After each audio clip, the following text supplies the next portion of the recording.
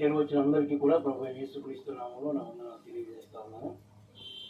దేవుడు మనందరి పట్ల తన మహాకృపను చూపించి ఈ సాయంకాలపు వేళ ఇలాగా దేవుని సన్నిధానంలోనికి వచ్చి దేవుని సన్నిధిలో నెమ్మదిగా కూర్చొని ఆయన మాటలు వినడానికి దేవుడు మనకిచ్చినటువంటి ఈ యొక్క ఆధిక్యతను బట్టి, ఈ మంచి సమయాన్ని బట్టి దేవుని ఎంతగానో మనం స్తుతించబద్ధులమై ఉన్నాం. ఎందుకు అంటే ఈ సమయాన అనేక గృహాల్లో నెమ్మది లేని పరిస్థితులు ఉన్నాయి. ఎంతో దుఃఖంతో బాధతో ఉన్నటువంటి కుటుంబాలు ఉన్నాయి.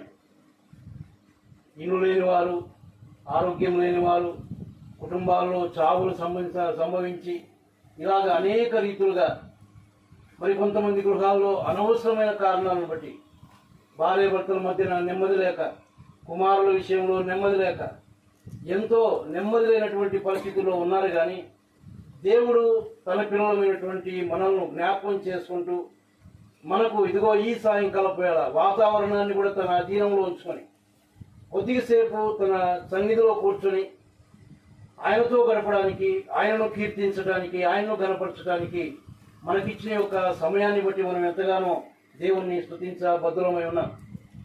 ఈ సాయంకాలపు వేళ దేవుని యొక్క గ్రంథంలో నుంచి చాలా క్లుప్తంగా కొన్ని మాటలు మనం ధ్యానం చేసుకుందాం. మరి దేవుని యొక్క మాటలు ఎందుకు మన కోసం ఉన్నాయి అంటే, దేవుని యొక్క వాక్యము అనేది అద్దముతో పోల్చబడింది. అద్దము ముందుకు ఎవరైనా వస్తే మనలో ఉన్నటువంటి లోపాలు లేక మనం ఎక్కడెక్కడ ఏ విధంగా ఉన్నామో, ఎక్కడ సరి చేసుకోవాలో ఇవన్నీ కూడా అద్దంలో కనపడతాయి. అదేవిధంగా బైబిల్ ముందుకు మనం వస్తే, దేవుని వాక్యం ముందుకు మనం వస్తే మన యొక్క జీవితాలు ఎలా ఉన్నాయో దేవుని యొక్క వాక్యానికి మరి పోల్చుకున్నప్పుడు, లేక ఆ యొక్క పరిమాణం కిందికి వచ్చినప్పుడు దేవుడు ఒకవేళ దృష్టి పెట్టి మనం చూచినప్పుడు ఆయన కనుదృష్టికి మనం ఎలాగో కనపడుతూ ఉన్నామో, మంచిగా ఉన్నామా లేక ఆయన మనల్ని చూచి బాధపడుతూ ఉన్నాడా అన్న సంగతులు మనకు అర్థమవుతాయి. దేవుడు ప్రతి వ్యక్తితో మాట్లాడేవాడు. ఆయన యొక్క వాక్యము చాలా శక్తి కలిగినటువంటిది, బలమైనటువంటిది. అది హృదయాలను కదిలించేటటువంటి వాక్యం. అది ఈ వాక్యము ద్వారా అనేక మంది కూనికోరులు మార్పు చెంది ఉన్నారు. అనేక చెడు వ్యసనాలతో ఉన్నటువంటి వారు వాటన్నిటినీ వదిలిపెట్టి నెమ్మదిగా జీవితాలు గడుపుతున్నటువంటి వారు ఉన్నారు. ఇది దేవుని యొక్క వాక్యంలో ఉన్నటువంటి శక్తి. అది రుచి చూస్తే తెలుస్తుంది, కానీ ఇలాంటి మాటలు ఎన్ని విన్నా అది మనకు అర్థం కాదు. అది ఏదైనా మనం అనుభవపూర్వకంగా అనుభవించగలిగితే దానిలో ఉన్నటువంటి ఆ యొక్క రుచి ఏమిటో, దానిలో ఉన్నటువంటి ఆ మాధుర్యం ఏమిటో మనకు అర్థమవుతుంది. కాబట్టి నేను ఎక్కువసేపే మాట్లాడను, మహా అంటే 30 నిమిషాలు మాట్లాడతాను. కాబట్టి దయచేసి మనసు పెట్టి మాటలు వినండి. ఇది దేవుని వాక్యం అని అనుకొని దేవుడు నాతో ఏం మాట్లాడతాడా అని మన హృదయాన్ని సిద్ధపరచుకొని, ప్రభా ఇదిగో నీ మాటలు వినబడతా ఉన్నాయి, నేను వింటా ఉన్నాను, నాతో ఏం మాట్లాడబోతున్నావు ప్రభా, ఇదిగో నేను ఆలకిస్తున్నాను అన్నటువంటి సిద్ధమైనటువంటి మనసుతో దేవుని సన్నిధిలో కాసేపు కూర్చుందాం. దేవుడు మాట్లాడుతూ ఉండగా దేవుని యొక్క మాటలు ఆలకిద్దాం. దేవుని యొక్క గ్రంథంలో మత్తయి సువార్త 12వ అధ్యాయం, మత్తయి సువార్త 12వ అధ్యాయం 14-15 వచనాలు చదువుకున్నాం. 14-15 వచనాలు చదువుకున్నాం. అంతటా పరిసయ్యులు వెలుపలికి పోయి ఆయనను ఎలాగూ సంహరించుమా అని ఆయనకు విరోధముగా ఆలోచన చేసిరి. యేసు ఆ సంగతి తెలుసుకొని అచ్చట నుండి వెళ్ళిపోయాను. బహుజనులు ఆయనను వెంబడింపగా ఆయన వారిని అందరినీ స్వస్థపరిచి తనను ప్రసిద్ధి చేయవద్దని వారికి ఆజ్ఞాపించను. చిన్న మాట ప్రార్థన చేసుకున్నాం. కృపా కనికరము కలిగిన మా పరలోకపు తండ్రి, గొప్ప దేవా, సాయంకాలపు వేళ మీరు ఇచ్చినటువంటి యొక్క శ్రేష్టమైన సమయాన్ని బట్టి మీకు స్తోత్రాలు చెల్లిస్తూ ఉన్నాం. ప్రభువా, కొద్దిగా సమయం మిమ్మల్ని కీర్తించగలిగాం. మాకు ఇచ్చిన స్వరములను బట్టి మీకు స్తోత్రాలు. గళమెత్తి మీ యొక్క నామ సంకీర్తన చేయడానికి మీరు చూపిన కృపను బట్టి మీకు స్తోత్రాలు చెల్లిస్తూ ఉన్నాం. తిరగా మీ దాసుడు ప్రార్థన చేశాడు ప్రభువా వాక్య సహాయం కొరకై. తిరగా మీ యొక్క వాక్యములో నుంచి మీరిచ్చినటువంటి ఆలోచన మేరకు 3 వచనాలు మేము చదువుకొని ఇదిగో మీ వైపు చూస్తూ ఉన్నాం. నాయన, నిలవబడినటువంటి నేను మీ మాటలు పలుకుటకు చాలిన వాళ్ళను కాదు, కానీ మీరు నిలవబెట్టారు. మేము నోరు తెరుస్తూ ఉండగా మీ మాటల చేత నింపమని. ఇదిగో ఆ మాటలు 2 అంచులు గల వాడైన ఖడ్గము కంటే నాయన పదునైనటువంటి మాటలు కనుక నిలవబడిన నాతో వింటున్నటువంటి మీ బిడ్డలతో మీరే మాట్లాడమని, మీ కార్యమును జరిగించమని మా ప్రభువును మా రక్షకుడునైనా యేసుక్రీస్తు పేరట ప్రార్థించి వేడుకుంటున్నాము తండ్రి, ఆమేన్.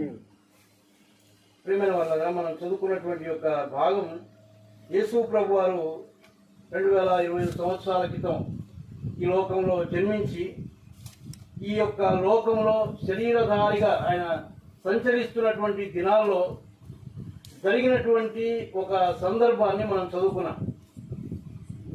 మనం 3 వచనాలు చదువుకున్నాం, కానీ ఆ పై భాగంలో మనం చూస్తే విశ్రాంతి దినమున, అంటే ఆ యూదులకు ఉన్నటువంటి ఒక ఆచారం, విశ్రాంతి దినం అంటే శనివారం వారు ఏ పనులు చేయరు, ఏ పని చేయకూడదు అనేది వారి యొక్క ధర్మశాస్త్రం. కాబట్టి ఈ విశ్రాంతి దినాన యేసు ప్రభు ఏం చేస్తాడా, ఆయన సమాజ మందిరంలో ఉన్నాడు. మరి ఒక ఊచ చేయగలిగినటువంటి వాడు ఒక వ్యక్తి ఆయన దగ్గరకు వచ్చాడు. ఈయన బాగు చేస్తాడా, బాగు చేయడా, బాగు చేస్తే ఆయన మీద నేరాలు మోపాలని ధర్మశాస్త్రం చెప్తా ఉంది కదా, మరి విశ్రాంతి దినాన్ని స్వస్థపరుస్తావా అని ఆయన్ను ప్రశ్నించాలని కాచుకొని ఉన్నారు. ఆ పై వచనాలు మనం చదివితే చూడండి, 9వ వచనంలో ఆయన అక్కడి నుండి వెళ్ళి వారి సమాజ మందిరంలో ప్రవేశించినప్పుడు ఇదిగో ఊచ చేయగలవాడు ఒకడు కనబడెను. వారు ఆయన మీద నేరము మోపవాలని విశ్రాంతి దినమున స్వస్థపరచుట న్యాయమా అని ఆయన అడిగి, అందుకు ఆయన, మీలో ఏ మనుషునికైనాను ఒక గొర్రె ఉండి అది విశ్రాంతి దినమున గుంటలో పడిన దాన్ని పట్టుకొని పైకి తీయడా? గొర్రె కంటే మనుషుడు ఎంతో శ్రేష్ఠుడు, కాబట్టి విశ్రాంతి దినమున మేలు చేయుట ధర్మమే అని చెప్పి ఆ మనుషునితో నీ చెయ్యి చాపమనెను. వాడు చెయ్యి చాపగా 2వ దాని వలె అది బాగుపడెను. ఆయన చేసిన పని ఏమి చెడ్డ పని కాదు, ఆయన చేసిన పని మంచి పనే. ఊచ చెయ్యి అంటే ఏమంటారు, పెరాలసిస్ లాగా చెయ్యి పడిపోయింది. అటువంటి బలహీనమైనటువంటి చెయ్యిని ఆయన బాగు చేశాడు కానీ చెడగొట్టలేదు. ఆయన బాగు చేస్తే కూడా సహించలేనటువంటి వారు ఉన్నారు. ఇది విశ్రాంతి దినం కదా, ఆయన అంటాడు, ఒకవేళ నీ గొర్రె గుంటలో పడితే లేపోవాలి. మొత్తానికి ఆయన అడిగింది ఏంటంటే ఆయన స్వస్థపరచడం న్యాయమే అని చెప్పి వాని చెయ్యి చాపమంటే వాని చెయ్యి బాగైంది. అక్కడ ఉన్నటువంటి మరి ఒక మాట ఏంటంటే, మనం చదువుకున్న భాగంలో అప్పుడే ఆ మనుషులతో అంతటా పరిసయ్యులు వెలుపలికి పోయి ఆయనను ఎలాగూ సంహరించుమా అని ఆయనకు విరోధముగా ఆలోచన చేసిరి అని చదువుతారు.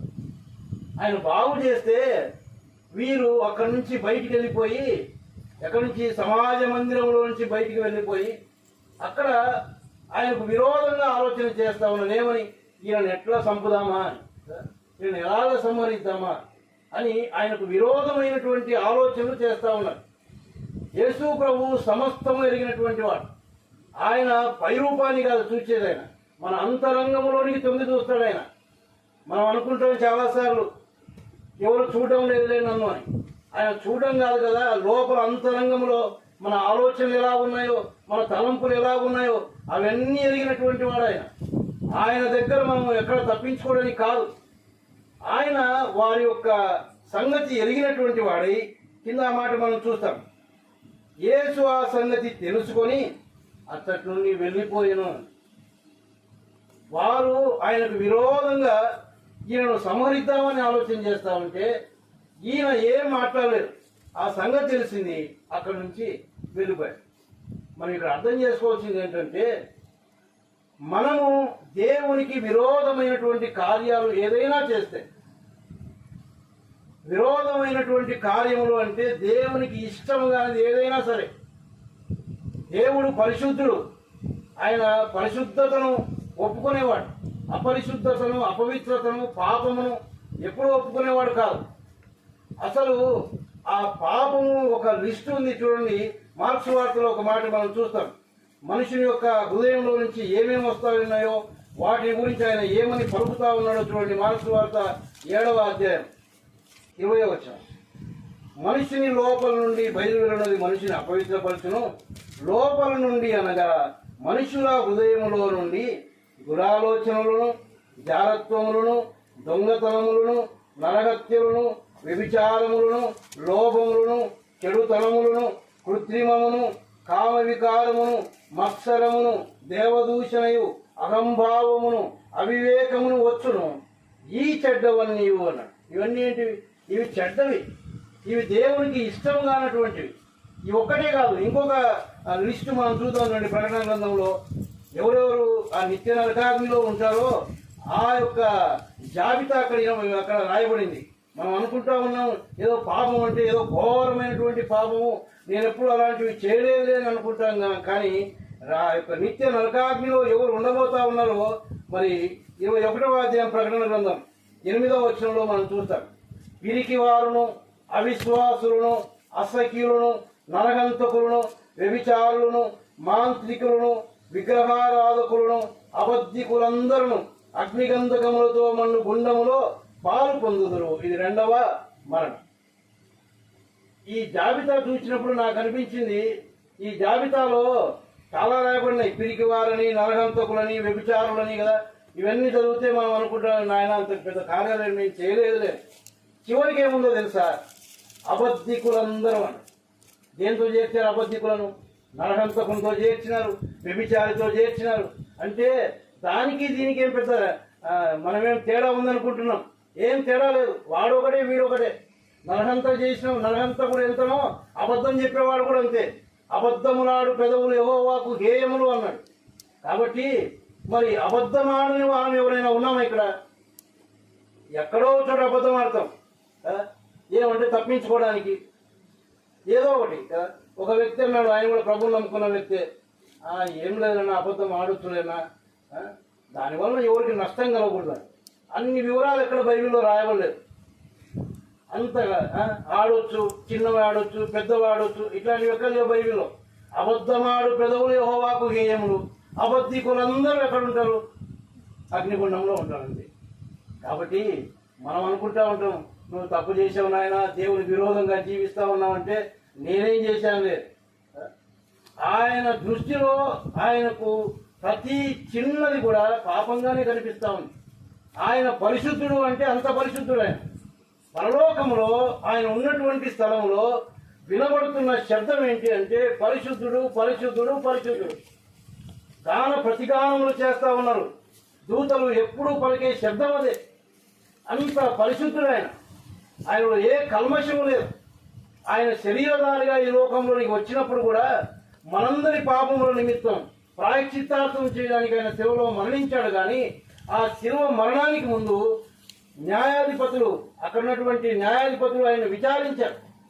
ఆయన మీద నేరములు మోపబడ్డాయి, కానీ ఆయన పాపము చేశాడని కానీ ఆయనలో నేరం ఉందని కానీ రుజువు కాలేదు. ఆయన నీతిమంతుడు అన్నాడు పిలాతు. ఆయనలో ఏ దోషము లేదు. కేవలము నా పాపముల నిమిత్తం మాత్రమే ఆయన యొక్క శిక్షను భరించాడు. కాబట్టి ప్రియమైన వాళ్ళ ఆనాడు పరిసయ్యులు ఆయనకు విరోధంగా ఆలోచన చేస్తా ఉన్నారు, ఈయన ఎలాగా సంహరిద్దామా అని. ఆయనకు విరోధమైనటువంటి జీవితాలు కలిగి ఉంటే ఆయన ఏం చేశాడప్పుడు? ఆయన ఏం మాట్లాడలేదు. వారి దగ్గర నుంచి వెళ్ళిపోయాడంటే మన దగ్గర ఉన్నాడు ఆయన. ఎవరున్నారు మన దగ్గర? యేసు ప్రభు. ఎవరు ఆయన? సర్వశక్తి గల దేవుడు, సర్వోన్నతుడైన దేవుడు. ఆయనకు అసాధ్యమైంది ఏదీ లేదు. అంత గొప్ప దేవుడు మన దగ్గర నుంచి పోతే మన జీవితం ఇంకెంత భయంకరమో ఆలోచన చేయాలి. ఆ దేవుడు మనతో పాటు లేకపోతే ఇంకా మన జీవితాలు ఏమైపోతాయో. అన్నిటికంటే ముఖ్యంగా ఎక్కడ ఉంటాం? నిత్య నరకాగ్నిలో ఉంటాం. ఆ నిత్య నరకం నుంచి తప్పించడానికి ఆయన ఈ లోకానికి వచ్చాడు. మనందరి పాపముల కోసం శిలువలో మరణించాడు. ఇంతగా చేసిన తర్వాత మనకు ఆయన విరోధంగా మనం పాపం చేస్తే ఆయన మన దగ్గర ఉండడు. ఇంకొక మాట దానికి సందర్భంగా నేను చూపిస్తాను చూడండి.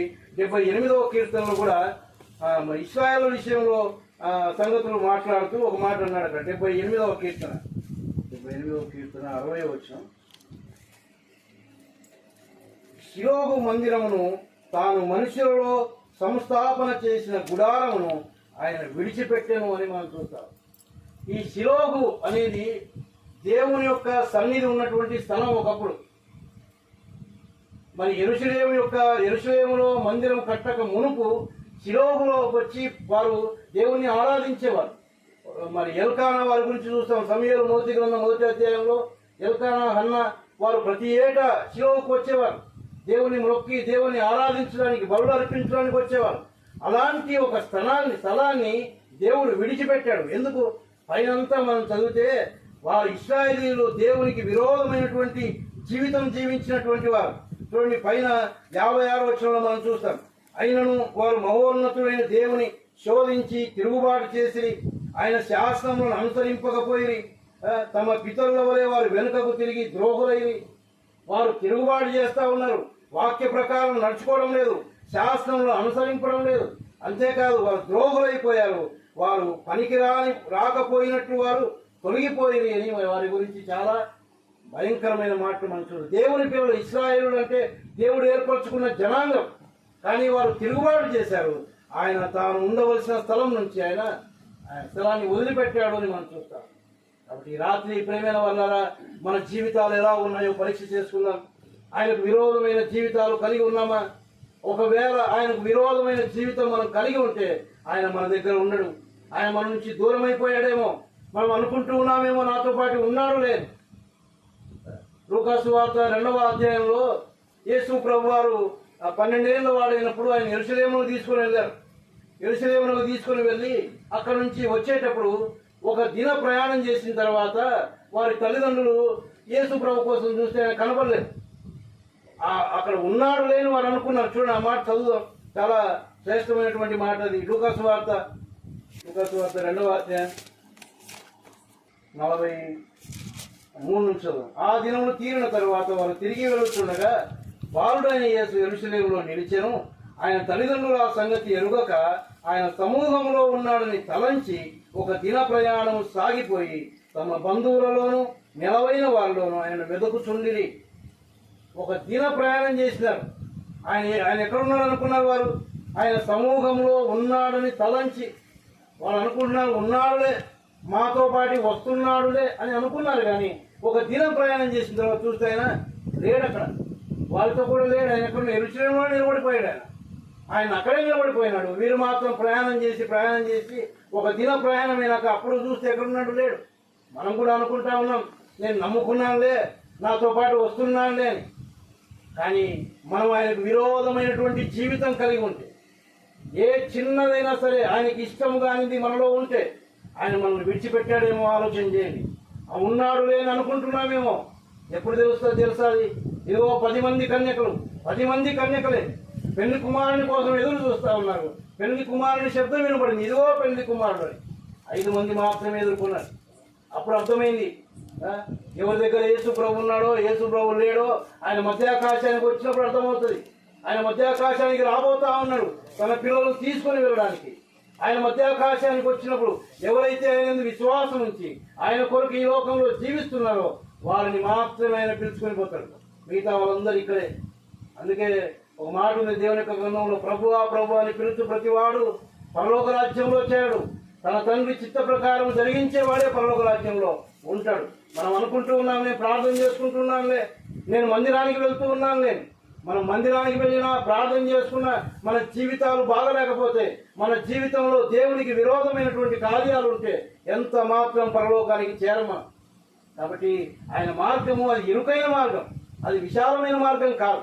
ఇందులో కట్టుబాట్లు ఉన్నాయి, ఆయన సిద్ధాంతాలు ఉన్నాయి, ఆయన కట్టడలు, ఆయన విధులు ఉన్నాయి. వాటి ప్రకారం నడుచుకుంటేనే మన పరలోక రాజ్యం.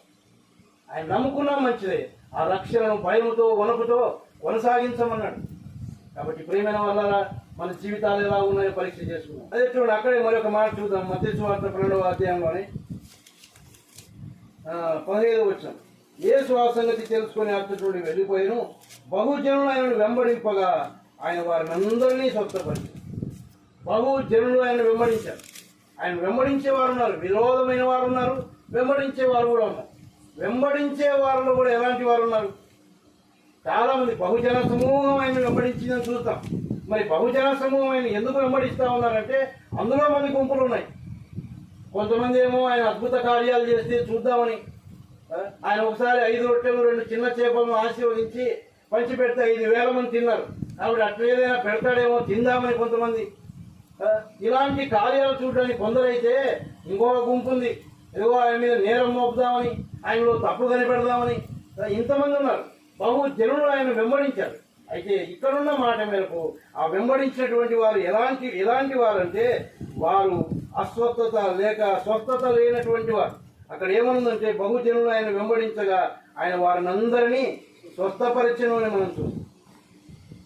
ఎవరైతే వారి జీవితాలు బాగుపడాలని, వారికి ఉన్నటువంటి అనేకమైనటువంటి బలహీనతలు పోవాలని యేసు ప్రభువును వెంబడిస్తారో వారికి ఖచ్చితంగా స్వస్థత అంటే నెమ్మది దొరుకుతుంది, వారు బాగుపడతారు.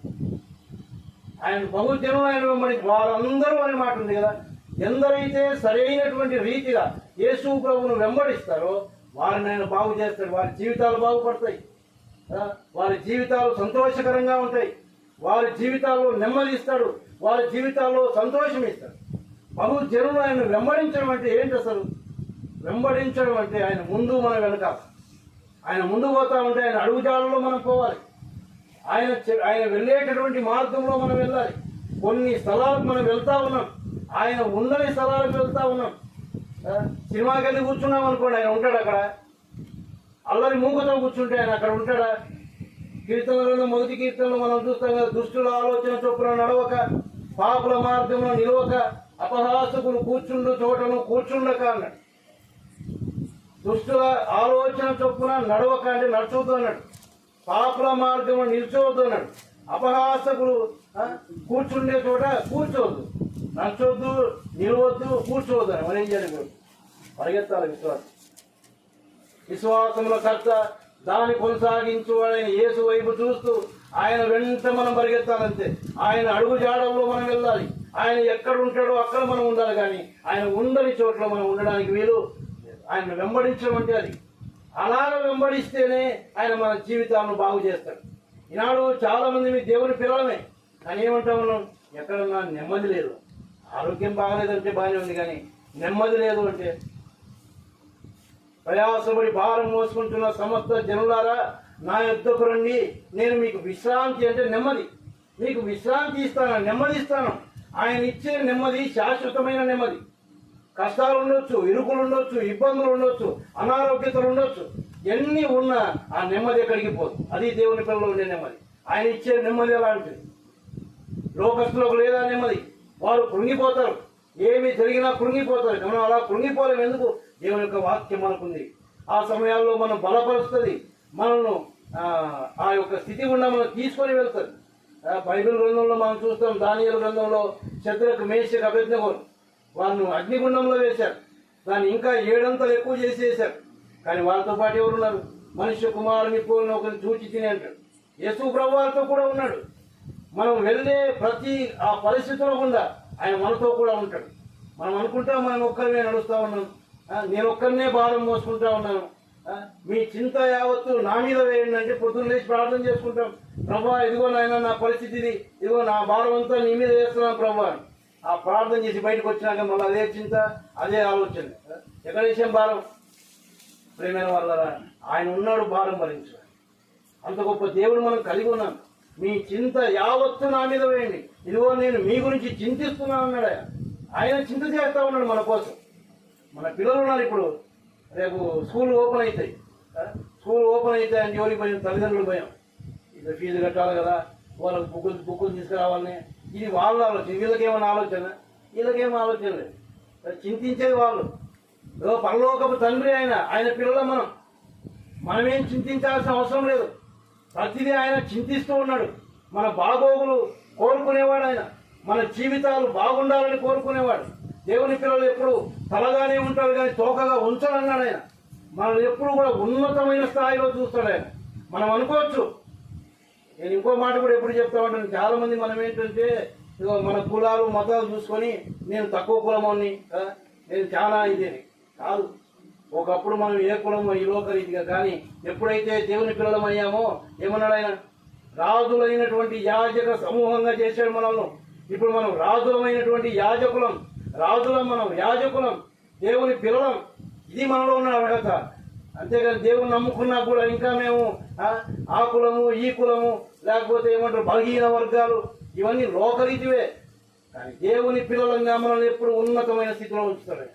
కాబట్టి ప్రేమైన వాళ్ళరా బహు జనులు ఆయన వెంబడించారు, వారందరూ కూడా బాగుపడినట్టుగా దేవుని యొక్క గ్రంథంలో మనం చూస్తా ఉన్నాం. అంతేకాదు చూడండి, ఇదే మత్తయి సువార్త 14వ అధ్యాయం 14వ వచనం ఒక మాట చూద్దాం. 14వ అధ్యాయం 14వ వచనం. ఆయన వచ్చి ఆ గొప్ప సమూహమును చూచి వారి మీద కనికరపడి వారిలో రోగులైన వారిని స్వస్థపరిచెను.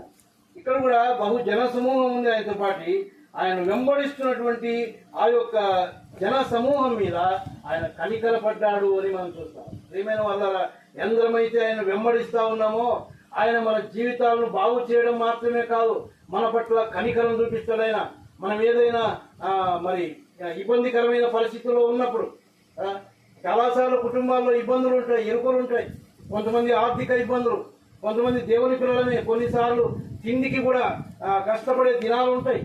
కానీ దేవుడు కనికరం చూపిస్తాడు. ఆ కింది భాగంలో మనం చూస్తే వారు అప్పటికే 3 దినాల నుంచి ఆయన దగ్గర కూర్చొని వాక్యం వింటా ఉన్నారు. అప్పుడే 5 రొట్టెలు 2 చిన్న చేపలను ఆయన ఆశీర్వదించి ఇచ్చింది. వారు తృప్తిగా తిన్నారని మనం చూస్తాం. ఆయన కనికరం కలిగినటువంటి దేవుడు. ఆయన కనికరం మన మీద ఉంటే మన యొక్క జీవితంలో ఇంకా ఏది సంభవించదు. ఆయన యొక్క కనికరం మన మీద ఉంటుంది. మనం ఎప్పుడైతే ఆయన వెంబడిస్తామో మన జీవితాలను ఆయన బాగు చేస్తాడు.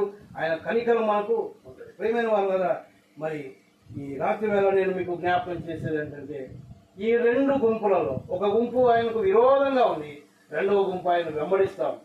మరి ఏ గుంపులో ఉన్నాం మనం? వెంబడించే గుంపులో ఉన్నామా లేకపోతే విరోధమైన గుంపులో ఉన్నామా? విరోధమైన గుంపులో ఉంటే మాత్రం ఆయన మన దగ్గర నుంచి దూరం అయిపోతుంది. ఆయన మనతో కూడా ఉండడు. మనం ఆయన వెంబడించగలిగితే ఆయన మన జీవితాలను బాగు చేస్తాడు. మనల్ని ఉన్నతమైన స్థితిలో ఉంచుతాడు. మనల్ని మెండైన దీవెనలు మనకు దయచేస్తాడు. ఆయన మాటలు శ్రద్ధగా విని ఆయనను వెంబడించే వారికి దీవెనలు మెండుగా ఉన్నాయని దేవుని యొక్క గ్రంథంలో మనం చూస్తాం. చూడమే కాదు, ఈ లోకంలో ఎంతో మంది జీవితాలను మనం చూస్తా ఉన్నాం. వారెంతగా ఆశీర్వదించబడ్డారు. లోకానికి మనం చాలా పేదవాళ్ళ కనిపించవచ్చు, కానీ మనంత ధనవంతులు ఇంకొకరు లేరు. ఎందుకంటే మనం దేవుని పిల్లలం, రాజుల రాజు ప్రభువులకు ప్రభు అయినటువంటి ఆయన పిల్లలం. మనకున్నటువంటి అర్హత గొప్పది. అయితే ఇంకో మాట నేను మీకు చెప్పాలనుకుంటా ఉన్నాను. ఒకవేళ ఎవరైనా విరోధమైన జీవితం జీవిస్తా ఉంటే రాత్రి దేవుడు వారితో కూడా ఏం మాట్లాడుతూ ఉన్నాడంటే, ఆయనకు విరోధంగా ఉన్నప్పటికీ కూడా ఆయన మాత్రం ఎప్పుడు మనం వదిలిపెట్టేవాడు. ఎల్లవేళలా మన వైపు చేతులు చాపి పిలుస్తాం. మనం ఆయనకు విరోధంగా జీవిస్తూ ఉన్నాం. రోమిలకు రాసిన పత్రికలో ఒక మాట ఉంది, చూడండి ఆ మాట. రోమిలకు రాసిన పత్రిక 5వ అధ్యాయం. అయితే దేవుడు మన తన ప్రేమను వెల్లడిపరుచుతున్నాడు. ఎట్లనగా మనం ఇంకను పాపులమై ఉండగానే క్రీస్తు మన కొరకు చనిపోయాను. మనం ఇంకా పాపులమై ఉండగానే అంటే మనం ఇంకా ఆయనకు విరోధమైన జీవితం జీవిస్తూ ఉండగానే మన కొరకు ఆయన ప్రాణం పెట్టాడు శిలువలో. అది ఆయన ప్రేమ. మనం విరోధంగా ఉన్న మనం ఆయన దగ్గరికి రావాలని. ఎందుకంటే విరోధమైనటువంటి జీవితాలు జీవిస్తూ ఉండి ఆయన మనల్ని వదిలిపెడితే మన జీవితం దుర్బలం, మనం నిత్య నరకాగ్నిలో ఉంటాం. అది ఆయనకి ఇష్టం లేదు. ఏ మానవుడు నశించిపోవడం ఆయనకి ఇష్టం లేదు. అందరూ అంతటా మారు మనసు పొందాలని ఆయన దీర్ఘశాంతము చూపుతా ఉన్నాడు. ఆయన ఇదిగో మధ్యాకాశానికి రావడానికి, తన పిల్లలను పిలుచుకొని పోవడానికి ఆయన సిద్ధంగా ఉన్నాడు. కానీ ఇదిగో అనేకులు ఇంకా ఆయన్ను నమ్మలేదు. ఇంకా అందరూ చాలా మంది నిత్య నరకానికి వెళ్లే మార్గంలో ఉన్నారు. కాబట్టి వారందరూ నరకానికి వెళ్ళడం ఆయనకి ఇష్టం లేదు. మానవుణ్ణి ప్రేమించి తన స్వరూపంలో చేసుకున్నాడు. ఆ మానవుడు తనతో ఉండాలనేది ఆయన ఒక ఇష్టం. అందుకనే తనను నమ్మినటువంటి పిల్లలు ఎక్కడున్నారు అంటే ఎఫెసీయులకు రాసిన పత్రికలో మనం చూస్తాం, వారిని తనతో కూడా కూర్చుండబెట్టుకున్నాడు. ఆయన పరలోకమందు అత్యున్నతమైన సింహాసనం పైన ఆసీనుడై ఉన్నాడు. ఆ తండ్రి కుడిపార్శ్వమందు యేసు ప్రభు వారు కూర్చొని ఉన్నారు. ఆయన దగ్గర మనను కూర్చుండబెట్టుకున్నాడంటే మనం ఎక్కడ, మన స్థితి ఎక్కడుంది? పరలోకంలో అత్యున్నతమైన సింహాసనం ప్రభు దగ్గర మనం ఉన్నాం. అది దేవుడు మనకి ఇచ్చినారు కదా. కాబట్టి ప్రేమైన వాళ్ళారా, ఒకవేళ ఆయనకు విరోధమైన జీవితాలు కలిగి ఉన్నప్పటికీ ఆయన మన వైపు చేతులు చాపి పిలుస్తా ఉన్నారు. మనం ఇంకా పాపలమై ఉండగానే ఆయన మన కొరకు చనిపోయాడు శిలువలో. మన పాపముల యొక్క ప్రాయశ్చిత్తార్థమే ఆయన చనిపోయాడు. ఆయన దేవాది దేవుడు, పరలోకంలో ఉన్నతమైనటువంటి స్థితిలో ఉన్నటువంటి వాడు. అయితే మానవులమైన మనల్ని రక్షించడానికి ఆయన కూడా శరీరముతో ఈ లోకానికి వచ్చాడు. మహిమా శరీరం కలిగిన ఆ దేవుడు రక్తమాంసములు కలిగిన వాడుగా ఈ లోకంలో నీ కోసం నా కోసమే జన్మించాడు. 33 సంవత్సరాలు ఈ లోకంలో జీవించాడు. తన అమూల్యమైనటువంటి ప్రాణమును ఆ యొక్క శిలువలో మన కోసం అప్పగించాడు. పాపములకు రావాల్సిన శిక్ష ఉంది, అది భయంకరమైనటువంటి శిక్ష. అది ఆ శిక్షను మనం భరించలేము. ఒకవేళ ఆ శిక్షను భరించినా మనం నిత్య నరకాల నుంచి తప్పించుకోలేము. ఎందుకంటే రక్తము చిందించబడకుండా పాప క్షమాపణ లేదు. అయితే ఆ రక్తము పరిశుద్ధమైనటువంటి రక్తమై ఉండాలి. మానవులమైన మన రక్తం పరిశుద్ధమైంది కాదు కనుక దేవుడు తానే ఈ లోకానికి దిగి వచ్చాడు. 33 సంవత్సరాలు జీవించినప్పుడు ఆయనలో పాపం ఉన్నదని ఎవరు రుజువు చేయలేదు. ఆయన పాపము లేనివాడుగా ఈ లోకంలో జీవించి మనందరి పాపముల నిమిత్తమై ఆయన శిలువలో మరణించాడు. ఆ శిక్ష అంతా మనదే. ఎందుకు వేశారు ఆయనకు శిక్ష అంటే ఆ పాపములను బట్టి ఆయన మరణ మీద మన పాపములను మోసుకున్నాడు. ఆ పాపములకు రావాల్సిన శిక్షను ఆయన భరించాడు. ఎలాంటి శిక్ష అది?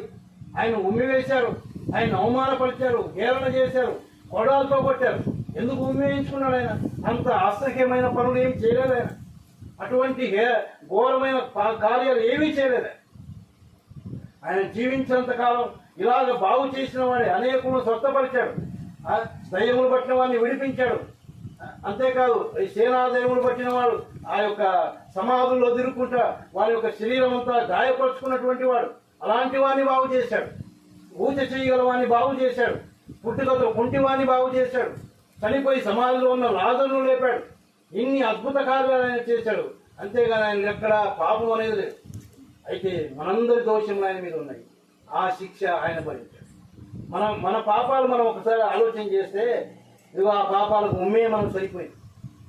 మన ముఖం మీద ఉమ్మి వేయించుకోవాలి మనం. అటువంటి అసఖ్యమైన పాపాలు చేసిన వాళ్ళం మనమే. కొరడా దెబ్బలు మనవే. ఆ యొక్క చేతికి మేకు మనదే. ఎందుకు? చేతితో ఎన్ని భయంకరమైన కార్యాలు చేశాము. ఈ యొక్క తలలో ఎన్ని చెడు తలంపులో. అందుకే తలకు ముళ్ళ కిరీటం పెట్టారు ఆయనకు. కాళ్ళతో నడిచి ఎన్ని పాపాలు చేశాము. హృదయంలో ఆలోచించి ఎన్ని పాపాలు చేశాము. కాళ్ళకు మేకు బిగించారు. పక్కలో బలెపు పోటు. నిలువెల్లా నీ కోసం నా కోసం ఆయన గాయపడుతున్నాడు. ఆయన పొందిన గాయముల చేత మనకు స్వస్థత. ఆయన గాయములు స్వస్థత మనకు. గాయములు ఆయనకు, నెమ్మది మనకు. ఆ బాధ, ఆ శ్రమ ఆయనది. నిత్య జీవం మనకు. నిత్య నరకాల నుంచి తప్పించడానికి మన ప్రభువైన యేసుక్రీస్తు ఆ శిలువలో మరణించాడు. ఈ రాత్రి ప్రియమైన వల్ల తీర్మానం చేసుకున్నాం, ఇంకా ఆయనకు వ్యతిరేకమైన జీవితం ఉంటే మాత్రం నిత్య నరకాగ్నే మనది. మనతో పాటు దేవుడు ఉన్నాడు ఒకవేళ అనుకుంటూ ఉన్నామేమో, ఈ రాత్రి పరీక్ష చేసుకున్నాం. నిజంగా దేవుడు మనతో పాటు ఉండేటటువంటి అంత పరిశుద్ధమైన జీవితం మనం కలిగి ఉన్నామా? ఆయనతో మనకున్న సంబంధం ఏంటి? ఎప్పటి నుంచో వద్దు, ఈ దినాన్ని ఆలోచన చేద్దాం. ఉదయం లేచినప్పటి నుంచి ఇంతవరకు దేవునికి నీకు ఉన్న సంబంధం ఏంటి? ఆయన దగ్గర ఎంతసేపు గడిపినావు? ఆయన ఎంతసేపు నీతో మాట్లాడాడు? నువ్వు ఎంతసేపు ఆయనతో మాట్లాడినావు? మీ ఇద్దరికి ఉన్నటువంటి సంబంధం ఏంటి? ఆయన దగ్గరికి పోవాలని ఇష్టపడతా ఉన్నావు, మంచిదే. మరి ఆయనకు నీకున్న సంబంధం ఏంటి? ఆయన బిడ్డవేనా? ఆయన నీకు తండ్రేనా? ఆలోచన చేసుకున్నాం. విరోధమైనటువంటి జీవితాలు ఉంటే మాత్రం ఎప్పుడు ఆయనకు పిల్లలు కాదు. ఆయన ఎప్పుడు మనకు తండ్రి కాదు. ఆయన పరిశుద్ధులైన దేవుడు తన పిల్లలు పరిశుద్ధులుగా ఉండాలని ఇష్టపడాడు. నేను పరిశుద్ధులను కనుక మీరును పరిశుద్ధులై ఉండండి. ఆయన పరిశుద్ధతను కోరుకున్నాడు. లేక ఆయన వెంబడిస్తూ ఉన్నామా? ఎలాగ వెంబడిస్తూ ఉన్నాం? మనం వెళ్ళే స్థలాలకైనా రాగలుగుతూ ఉన్నాడా? ఎలాంటి స్థలాలకు వెళ్తా ఉన్నాం? ఎక్కడ కూర్చుంటా ఉన్నాం? మన మాటలు ఎలా ఉన్నాయి? ఆలోచన చేసుకున్నాం. ఒకవేళ నిజంగా ఆయన వెంబడించే వారమైతే ఆయన మనతో కూడా ఉంటాడు. మన జీవితాలను బాగు చేస్తాడు. ఆయన ఒక దినం రాబోతా ఉన్నాడు, మనల్ని పిలుచుకొని వెళ్తాడు. సదాకాలం ఆయనతో కూడా మనం ఉండబోతాం. అక్కడ సంతోషం, అక్కడ దుఃఖం లేదు, ఏడుపు లేదు. ఎప్పుడూ సంతోషమే, ఎప్పుడూ ఆనందమే. ఎప్పుడు ఆ దేవుని స్తుతించుకుంటూ యుగ యుగాలు అక్కడ ఉండబోతా ఉన్నాం. అయితే దేవుడు మనకు సమయాన్ని ఇస్తా ఉన్నాడు. ఈ లోకంలో ఉండగానే, మనం ఇంకా ఈ లోకంలో జీవిస్తూ ఉండగానే ఇలాగా ప్రతిరోజు లేక మనం ఎన్నిసార్లు మనతో మాట్లాడుతూ ఉన్నాడో తెలియదు. ఎన్నిసార్లు మన దగ్గరికి వర్తమానం పంపుతా ఉన్నాడో తెలియదు. ఎందుకంటే ఆయన ప్రేమ కలిగిన వాడు. నువ్వు విరోధంగా ఎంత ఆయన దూరపరిచినా ఆయన వెళ్ళేవాడు కాదు. ఆయన ఇదిగో దినమెల్లా చేతులు చాపుకొని ఉన్నాడు. ఆయన మన పట్ల ఆయనకున్న ప్రేమ మనం నశించుకోవడం ఇష్టం లేదు. నరకంలో ఉండడం ఇష్టం లేదు. ఆ నరకం భయంకరమైంది. ఎందుకంటే దాన్ని చేసిన వాడు ఆయన తానే. అపవాదికి వారి దూతల కోసం సిద్ధపరిచాడు. అది భయంకరమైన అగ్నిగుండం. అది అగ్ని ఆరదు, పురుగు చావదు, యుగ యుగాలు అందులో ఉండాలి. అది మానవుడు తట్టుకోలేని పరిస్థితి. అందుకోసమే ఆ మానవుడు అక్కడ ఉండకూడదని నీ కోసం నా కోసం ఆయన శిలువలో మరణించాడు. మన నుంచి ఏమీ కోరుకోవడం లేదు. నీ హృదయాన్ని మన హృదయంలో చోటు కావాలి. మన హృదయంలో నివసించాలని ఇష్టపడతాం. ఆయన మన హృదయంలో ఉంటే మనం ఆయన పిల్లలమవుతాం. ఆయన మార్గంలో నడిపిస్తాడు. ఒక దినం ఆయనతో కూడా తీసుకుని వెళ్తాడు. సదాకాలం ఆ పరలోక రాజ్యంలో ఆయనతో కూడా. కాబట్టి రాత్రి మనం ప్రశ్న వేసుకున్నాం. మనం ఏ గుంపులో ఉన్నాం? విరోధమైన గుంపులో ఉన్నామా? ఆయన వెంబడించే గుంపులో ఉన్నామా? తీర్మానం చేసుకున్నాం. ఈ రాత్రి దేవుడు ఇంకా నీ వైపు చేతులు చాపుకొని పిలుస్తా ఉన్నాడు. ఆయన ఎప్పుడు నువ్వు విరోధంగా ఉన్న ఆయన త్రోసిపుచ్చేవాడు కాదు. నా ఎద్దుకు వచ్చి వారిని నేను ఎంత మాత్రం త్రోసివేయను అన్నాడు. ఆయన త్రోసివేసేవాడు కాదు. ఏ రాత్రి జాములో ఆయన దగ్గరకు వచ్చినా పర్లేదు. ప్రభువా నేను పాపిని అంటే చాలు, అక్కడే నువ్వు ఉన్న స్థలంలోనే ఆయన నిన్ను చేర్చుకుంటాడు, నీ బిడ్డగా చేసుకుంటాడు. అప్పుడు ఈ రాత్రి మన పడకలకు వెళ్ళకపోవడం ఆలోచన చేసుకున్నాం. ఉదయకాలము దేవుని యొక్క సన్నిధిలో మాట్లాడుతూ దావీదు యొక్క జీవితాన్ని జ్ఞాపకం చేసుకున్నాను. నా అంతం ఎప్పుడో నాకు తెలియదు. నా అంతాన్ని నేను తెలుసుకోవాలనుకుంటా ఉన్నాను. ఎందుకంటే ఆ లోపల నేను మంచి జీవితం జీవించాలి. నా నాలుకతో పాపం చేయకుండానట్లు అంటే. కాబట్టి మనం ఎప్పుడు పోతామో తెలియదు. నరుని ఆయుష్ అల్పమైంది. ఆయన ఎప్పుడు పిలిస్తే ఎప్పుడు వెళ్ళిపోవాలి. జీవ మరణాలు ఆయన చేతిలో ఉన్నాయి. కాబట్టి వెళ్ళకముందే ఈ భూమి మీద ఉండగానే తీర్మానం చేసుకున్నాం. పరలోక రాజ్యంలో స్థానం సంపాదించుకొని ఈ లోకంలో సంతోషంగా జీవించడానికి దేవుడు తన కృప అనుగ్రహించుకున్నాడు.